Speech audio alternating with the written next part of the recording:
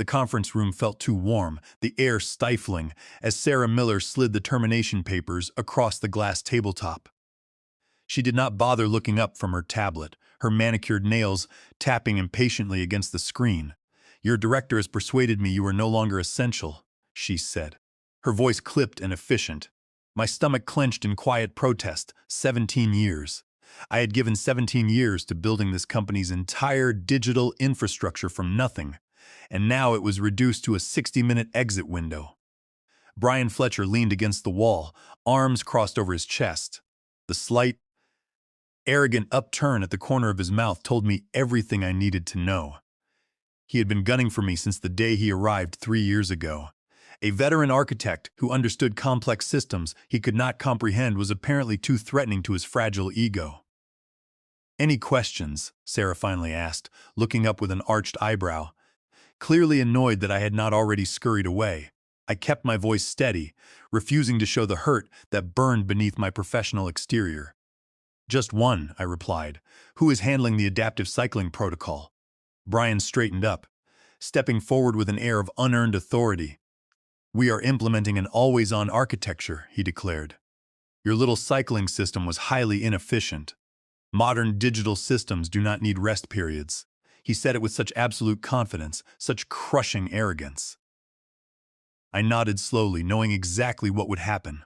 I had designed their server infrastructure using biomimetic principles, mimicking natural biological systems. Systems required periods of reduced load, just like human muscles need recovery after intense effort. It was not a defect, it was a deliberate and calculated design choice.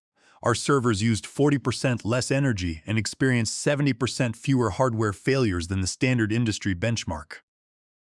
"I see," I said, standing up and smoothing down my suit. "Then I wish you the best of luck. Security will meet you at your desk," Sarah said, already turning her attention back to her digital tablet. As I walked out of the room, Brian muttered just loud enough for me to hear that I should have stayed in my lane. I cleared my desk methodically, the young security guard shifting uncomfortably beside me. I took my plants, my favorite coffee mug, and the photos of my daughter Chloe, who was currently in college. I deleted nothing from my workstation computer. I changed no passwords. I altered no settings. I simply gathered my personal items and walked out with my head held high as my former coworkers averted their eyes in the hallway. At home, I kicked off my shoes and opened a bottle of wine. The cycling protocol should have initiated at midnight, shifting processing loads and allowing different server clusters to enter low-power states. But they had overridden it, thinking they knew better than the architect who built it. My name is Matthew Conrad. I am 48 years old, divorced, with a daughter in college who relies on me. I climbed the information technology ladder when experienced technical specialists were expected to conform to rigid corporate structures rather than innovate. I built infrastructure systems that mimicked natural biological patterns, systems that breathe, rest, and regenerate. My approach saved the firm millions of dollars in energy costs and hardware replacements over the years. But try explaining biomimetic computing to executives who think technology should run like tireless, unyielding machines. I started at the company when it was still a small startup operating from a converted warehouse. Back then, Lawrence Vance, the original founder, recognized my unique potential. "You think differently," Lawrence had told me during my interview. "That is exactly what we need to disrupt this market." Under his supportive leadership, I thrived, eventually becoming the chief infrastructure architect. Everything changed when Lawrence sold the company 3 years ago. The new ownership group brought in Brian Fletcher as technology director, a man with impressive academic credentials but traditional, inflexible thinking. From day one, he questioned my methods. "Servers do not need rest periods," he would argue loudly during our weekly meetings. "That is outdated, eccentric thinking. It is not about what servers need," I would explain patiently. "It is about system longevity, energy efficiency, and preventing heat accumulation." He would dismiss me with a wave of his hand. "We need constant reliability, not your pet theories, Matthew." I would bite my tongue knowing the data supported me. Our servers experienced 70% fewer failures, and our energy costs were 40% lower. The numbers spoke for themselves. But Brian was not interested in listening to someone who did not stroke his ego. The breaking point came 6 months ago when Sarah Miller replaced our previous chief executive officer. Young, ambitious, and eager to make her mark on the corporate world, she aligned herself with Brian immediately. They shared the same flawed vision of aggressive growth, cutting-edge appearances, and modern methodologies that looked good on presentation slides but ignored physical realities. My practical, sustainable approach did not fit their glossy corporate narrative. I tried adapting. I created detailed reports showing the long-term benefits of my system. I demonstrated how our infrastructure outperformed our competitors. I even attempted to modernize certain aspects of the interface to appease them. Nothing worked. In meetings, Brian would interrupt me mid-sentence, suggesting we move on to solutions that actually scale, effectively silencing my warnings. Sarah would nod approvingly, her attention already focused elsewhere. 2 weeks before my termination, I overheard them in the break room. He told her I was resistance they did not need, and that my systems were black boxes only I understood. She asked if they could replace me, and he assured her he had documented everything and could transition the system within a month. I walked away quietly, my heart pounding, knowing what was coming, but I did not intervene. I simply waited. The silence of my house was interrupted at 3:17 in the morning.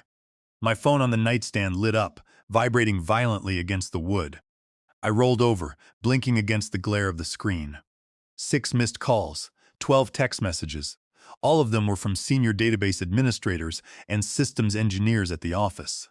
The messages grew increasingly desperate with each passing minute.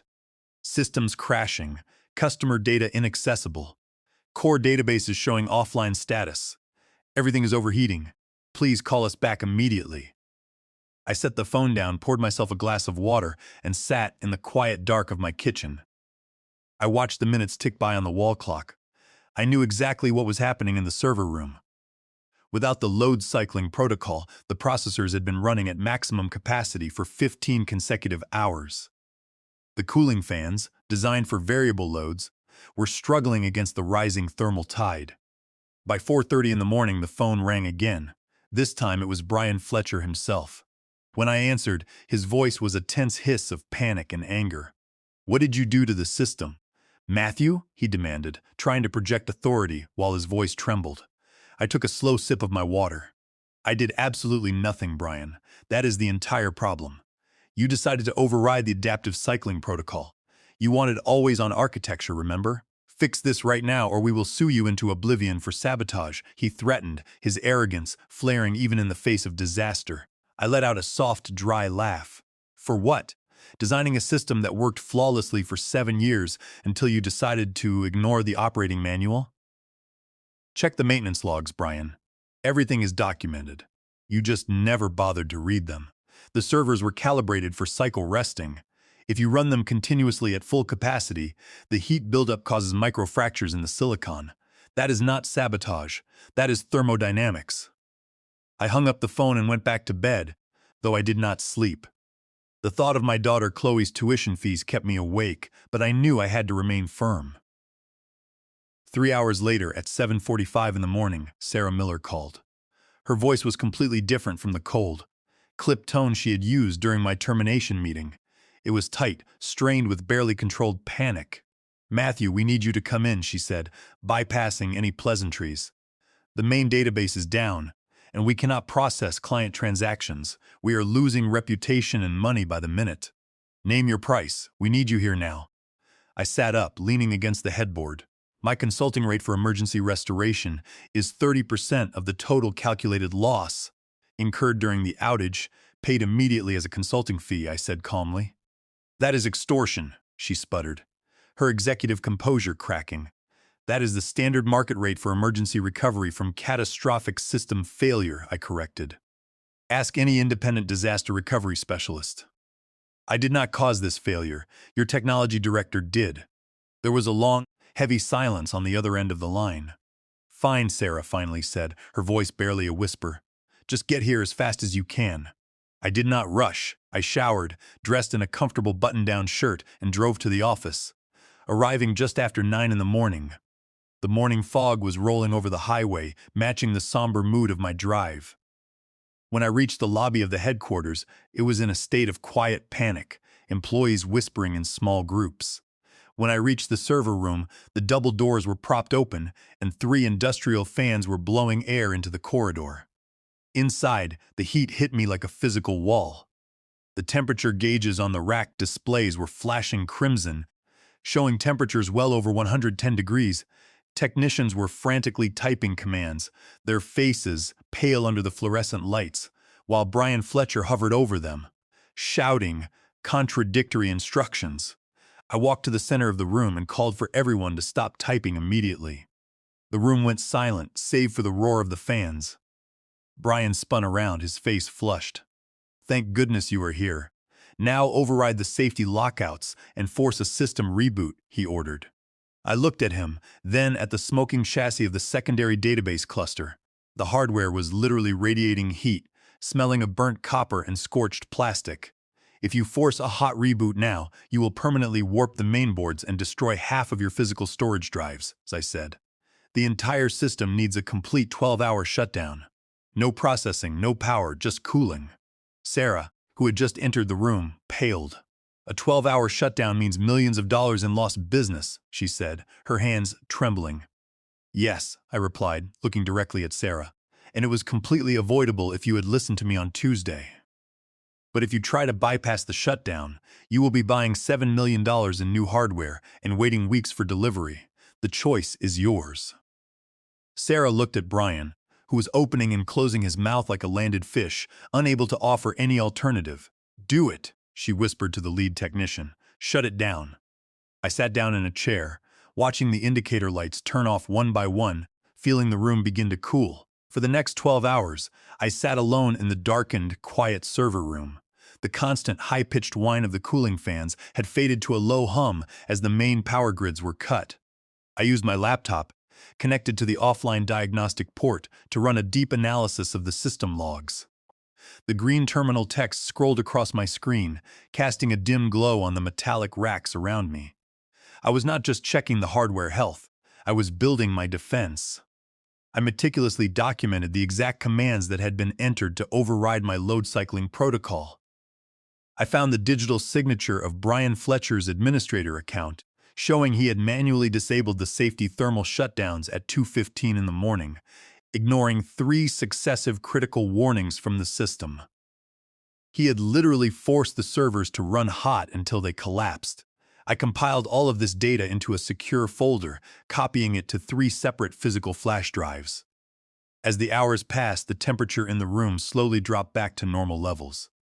At 9 in the evening, I began the gradual, step-by-step restoration process. I did not just flip a switch. I brought the database clusters online one by one, allowing the adaptive cycling algorithms to distribute the initial startup loads. By midnight, the core systems were functioning, and the basic client portals were online. But my diagnostics revealed a much deeper issue.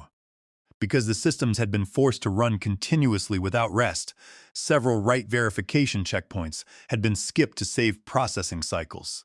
The database was active, but a significant amount of transaction data from the last 48 hours was corrupted. The transactional records had dangling foreign keys and half-written blocks that threatened to corrupt the entire ledger. The next morning, I was summoned to Sarah Miller's office. Brian Fletcher was already there, sitting stiffly in a chair, looking exhausted and defensive. Sarah looked as if she had not slept at all. "The systems are running," I reported, setting my laptop on her desk. "But we have a critical cascade failure. The continuous run caused severe data corruption in the transaction logs. Some of the data from the past 3 days is completely unrecoverable." Brian immediately stood up, pointing a finger at me. "This is design sabotage," he shouted. "Your system was built to corrupt data if you were ever terminated." I looked at Sarah, ignoring his outburst. "My design documentation, which has been in the company archive for 7 years, clearly states that bypassing the load cycling protocol disables the real-time write verification to prevent database lockups." Brian chose to override the safety protocols. The corruption is the direct thermodynamic consequence of his decision. Sarah rubbed her temples, her composure slipping further. How long will it take to repair the corrupted databases? She asked. At least 5 days of manual data matching, I replied. And even then, we might only recover 80% of the records. Before she could answer, her desk phone rang. She answered us on speakerphone, and the cold, booming voice of Maxwell Woodward, the chief executive officer of our largest client, filled the room. Sarah, our inventory tracking has been down for 24 hours, Woodward said, his voice dripping with menace. We have 40 shipping containers sitting at the port, and we cannot verify their contents. This delay is costing us $300,000 a day. What is going on? Sarah glanced at me pleadingly. I quickly wrote a note on a pad of paper and slid it across the table to Sarah. It read, I can restore their specific database in 4 hours. Woodward. I understand your frustration, Sarah said, her voice shaking slightly. We experienced a major technical issue, but we have our chief architect working on a priority solution for you. Your specific inventory tracking system will be fully operational within 4 hours. It had better be, Woodward warned, before hanging up. Sarah looked at me. Fix Woodward's database first, Matthew. I smiled politely.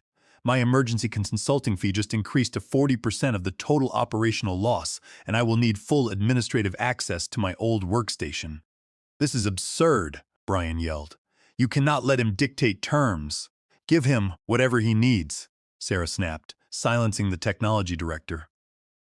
I went back to my old desk and began the delicate process of isolating and rebuilding Woodward's transaction logs. I worked without break, typing commands and writing custom recovery scripts, and exactly 3 hours and 50 minutes later, Woodward's system was fully online. That evening, as I was wrapping up my work for the day, the door to the server room opened and Brian Fletcher slipped inside. He walked over to my station, his eyes dark with resentment. I know what you are doing, Matthew, he said, his voice low and threatening. You are playing the hero to cover up your outdated, useless design. I did not look up from my screen. I am saving this company from the disaster you created, Brian. That is a matter of record. He leaned down, placing his hands on the desk. You think you are indispensable, but when this transition is over, I will personally ensure you never work in this industry again. I have connections at every major tech firm in the country. I finally turned to look at him, keeping my expression entirely neutral. Threatening the only person who can keep your servers from melting is an interesting strategy, Brian. Let us see how that works out for you. I packed my laptop and walked past him, leaving him alone in the dark room. By the 4th day of the recovery effort, the critical systems were stabilized, and the company was slowly returning to normal operations. I was summoned to the main boardroom for a special meeting with the board of directors. The boardroom was an imposing space, dominated by a massive mahogany table and oil portraits of the company's early founders hanging on the paneled walls. 12 executives sat around the table, with Sarah Miller and Brian Fletcher seated at one end. I was directed to a chair at the opposite end, a physical positioning that made it clear they viewed me as an adversary. Charles Ellis, the elderly board chairman, leaned forward, his expression grave. Matthew, we understand you designed the infrastructure that suffered this catastrophic failure, he began. I stood up, opening a presentation on the room's main screen. I did not design a failing system, Mr. Ellis, I said. I designed a system that operated with zero unplanned downtime for 7 years. It failed because Brian Fletcher overrode the core safety protocols, despite multiple automated warnings. I displayed the logs showing Brian's digital signature and the disabled thermal shutoffs. Brian immediately tried to defend himself. The cycling protocol is an obsolete concept, he argued, looking at the board members. Modern systems run continuously. Our competitors do not shut down their servers. Yes, and our competitors spend 3 times as much on hardware replacement and double our annual energy costs, I countered. My system was optimized for our specific hardware footprint, saving this company millions. Charles Ellis raised his hand to silence the argument. The past is done, he said. The question is how we move forward. How do we prevent this from happening again? You restore the original cycling protocols, I replied simply. Or we transition to a hybrid, always-on architecture with redundant systems, Brian proposed. And what would that cost? A board member asked. Approximately $7 million in immediate hardware upgrades, plus an additional $2 million in annual operating costs, Brian replied confidently. And to restore Matthew's system? Ellis asked.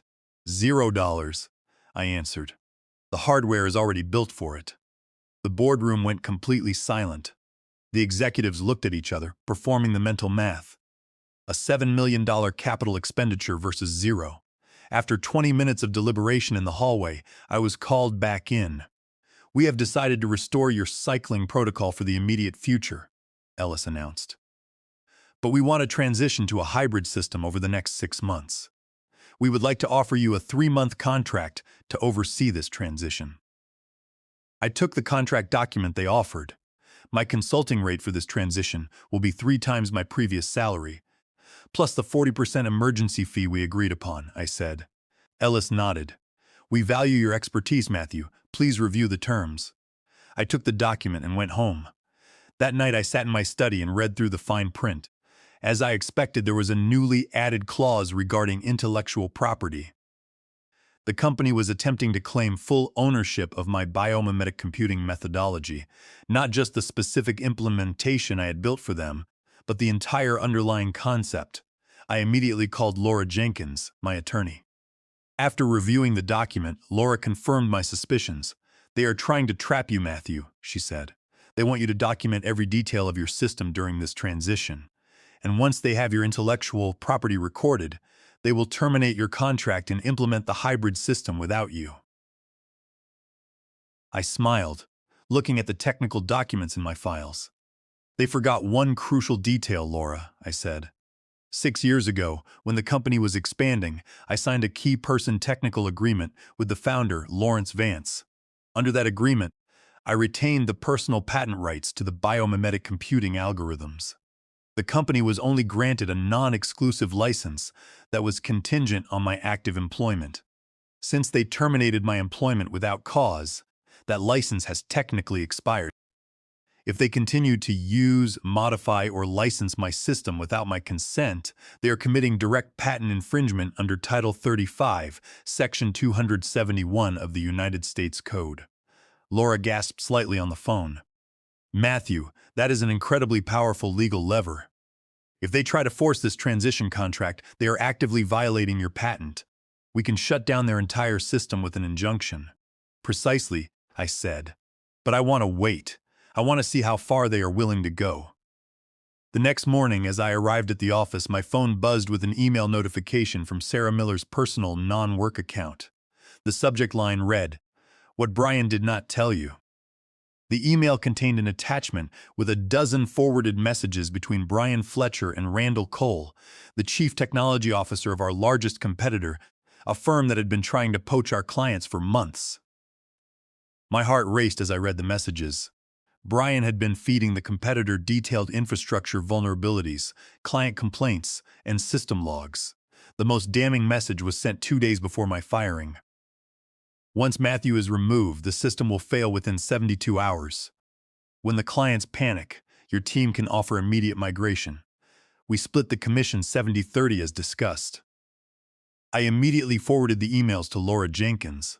The trap was set, and Brian Fletcher had walked right into it. I walked straight into Sarah Miller's office, closing the door behind me. She was pacing frantically, her usual polished executive facade completely gone. I only found those emails this morning, she said, her voice shaking. I was reviewing Brian's communications after the board questioned his decisions. I had no idea he was working with Randall Cole.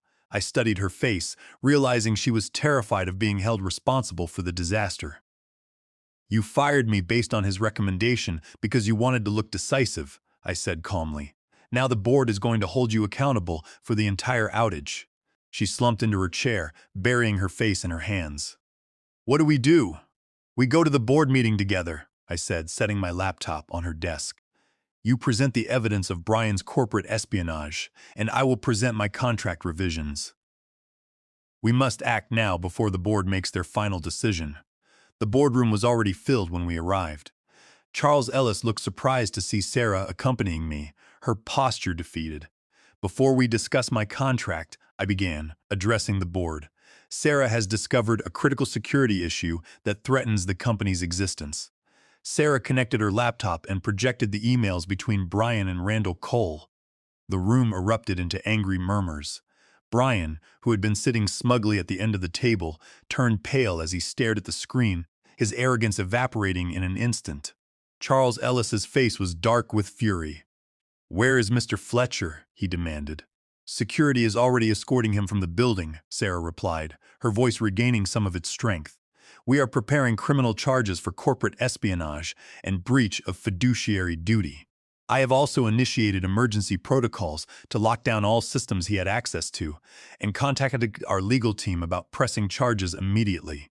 I stepped forward, taking control of the presentation. "In addition to this espionage, I have another matter to discuss.